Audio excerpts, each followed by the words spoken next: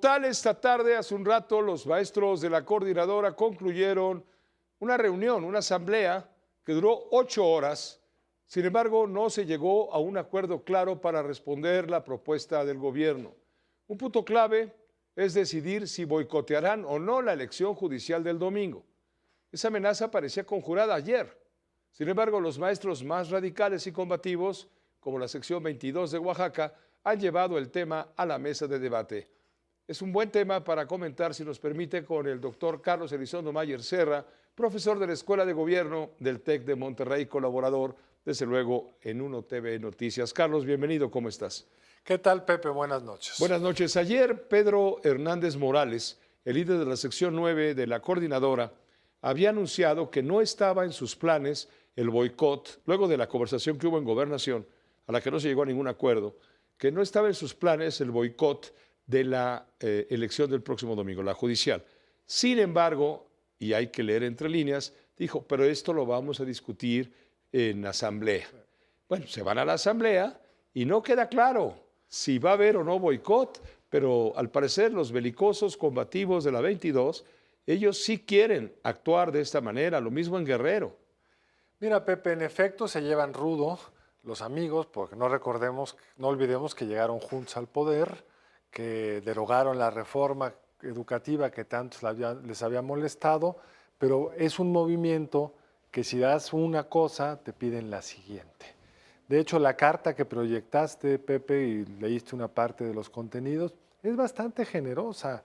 Habla de cambios importantes en cómo se van a calcular las edades de las pensiones, incrementar montos, un mecanismo para discutir lo que falte. Sin embargo, ellos quieren la derogación completa de la ley del 2007. La presidenta en campaña les dijo que eso iba a ser. Entonces, en algún sentido tienen razón, están reclamando lo que les prometieron. Por supuesto, derogar esa ley, como la presidenta lo ha dicho, tiene una implicación muy alta desde el punto de vista monetario, además de que pues, al rato no sería solo para los maestros, es para todo el sector público, y luego vendría la presión de quienes están en el IMSS. Es impagable.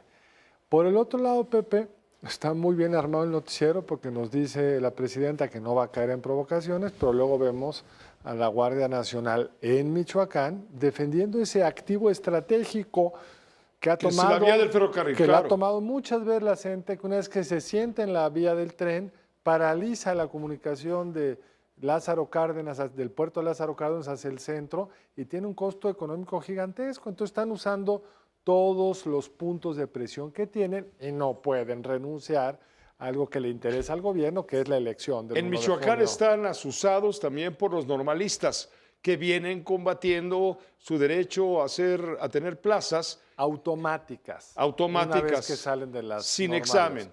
Y como bien narraste, pues esto se conjuga con esta presión permanente. Necesitamos más plazas en las zonas indígenas para que ambos movimientos... Pero a ver, tal vez un ignorante te diga, bueno, ¿y por qué el gobierno los aplaca en Michoacán por estas consecuencias que tú señalas y no los aplaca en la Ciudad de México, donde le causan estragos a la población, donde hay comercios en el centro histórico y alrededores que están a punto de la quiebra? Hoy se hablaba por parte de gente que tiene que ver con los pequeños comercios de pérdidas por 15,000 millones. Es una cifra brutal, ¿no?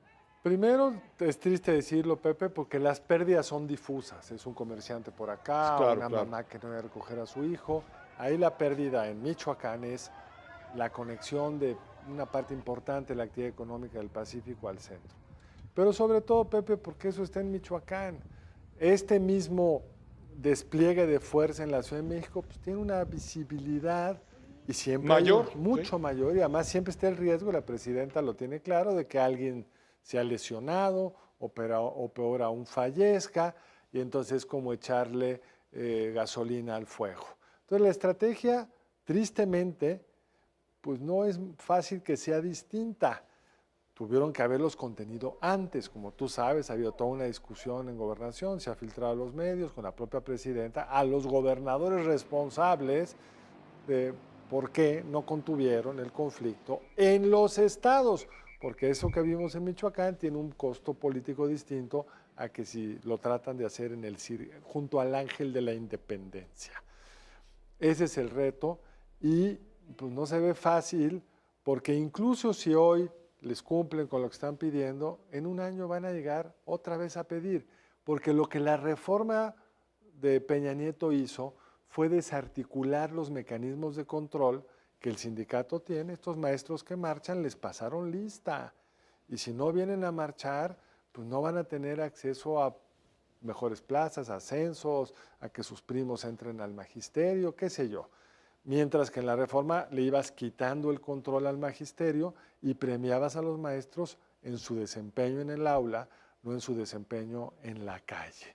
Esa la derogó el presidente López Obrador, a él le funcionó porque tiene una relación política más cercana y porque le tenían yo creo que más respeto, y ahora pues, la presidenta está en este lugar horrendo, porque si no cede, esto puede llegar al 1 de junio o más, o puede durar aún más. El 1 de junio, por un lado la coordinadora, donde hay grupos muy radicales que tienen un origen incluso hasta guerrillero, ellos van a querer boicotear el ejercicio democrático, entre comillas, de la votación judicial, de la elección judicial. Pero por otro lado está el sindicato, digamos, el que se ha arreglado con la presidenta, el que tiene el contrato colectivo, etcétera, etcétera. Y ellos han prometido movilizar a una gran cantidad de sus integrantes, que son mayoría con respecto a la coordinadora, para apoyar justamente, no sé si el acarreo, pero algo parecido para que la gente vaya y vote y le dé legitimidad al proceso. En efecto, Pepe, esa es la tensión. Primero, dentro de la CENTE hay grupos más radicales que otros. Cuando el líder salió a gobernación y dijo, vamos a ver, pues él mismo no sabía si iban a lograr porque todo va a una asamblea. Va a una asamblea, como reportaste, son 8 horas y los acuerdos nunca son fáciles con grupos tan dispares que vienen de orígenes distintos, de regiones distintas, donde tienen objetivos políticos también distintos. Pero en efecto, el amigo ahora del gobierno es el Sindicato Nacional de Trabajadores de la Educación, que ese papel es central en el proceso electoral, era parte de su responsabilidad central durante el priismo clásico. Y durante el panismo. Durante el panismo también, pero ya eran elecciones competidas, había un INE que funcionaba, en principio, como pasó con el Pemex Gate, si te cachaban con el dinero movilizando a favor de un partido, pues te podía costar. Sí, sí. Ahora toda esta movilización, estas pancartas que vemos por todos lados en la ciudad, estos acordeones que están prohibidos pero no hay sanción alguna, pues es regresar a esa simulación donde lo que no se puede hacer se hace, porque el objetivo principal del 1 de junio no solo son que algunos ganen y otros pierden, sino que se vea nutrida la casilla. La participación es el gran reto. Y que se pueda con ello justificar una cierta legitimidad al proceso. Aunque habrá que preguntar, sería interesante hacer el ejercicio, a los que salen de la casilla de votar, preguntarle, ¿y por quién votaste? Pero nada más, no saques el acordeón, para que veamos qué poco Gracias, Carlos. saben que hicieron. Gracias, Carlos, por tu colaboración, como siempre, Pepe, bienvenido. Qué gusto estar acá. Nos vemos, claro que sí, por supuesto, el doctor Carlos Elizondo Mayer Serra. Mire, hablando de conflictos, hay otro más.